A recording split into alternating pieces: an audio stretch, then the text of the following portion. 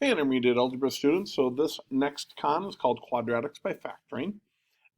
It's very similar to the last one with one exception. You will notice as you look at this one that each of these has a number in common that you could factor out of them. Okay, so you might notice, oh, yeah, they're all divisible by 6. So you would first take out a 6 from each of them, and then you get down to that very simple form of x squared minus x minus 12, where you got to think, okay, what are two numbers that multiply to negative 12 but add up to negative 1?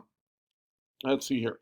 Two numbers that multiply to negative 12 but add to negative 1, you might be thinking, oh, wouldn't negative 4 and positive 3 work? And you'd be right.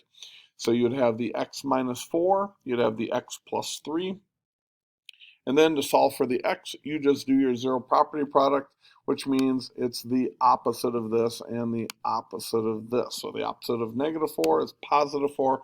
Opposite of positive 3 is negative 3. So my lesser value would be negative 3. Put that in the right spot there. My greater value is going to be 4 right there. All right, so we got our answers of negative 3 and 4. There we go. All right, let's do one more here now. So this one, again, all of these have a number in common. You might again be going, oh, I could divide them all by 6. You'd be correct. So let's do that. We'll divide them all by 6. I get x squared plus 6x plus 9. So what are two terms that multiply to 9 but add up to 6? And you're probably going, well, positive 3 and positive 3. You'd be correct.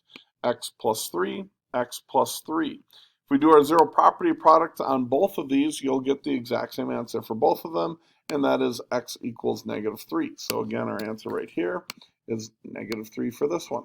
That's all there is to it, guys. Good luck. We'll see you at Google Hangouts. Bye-bye.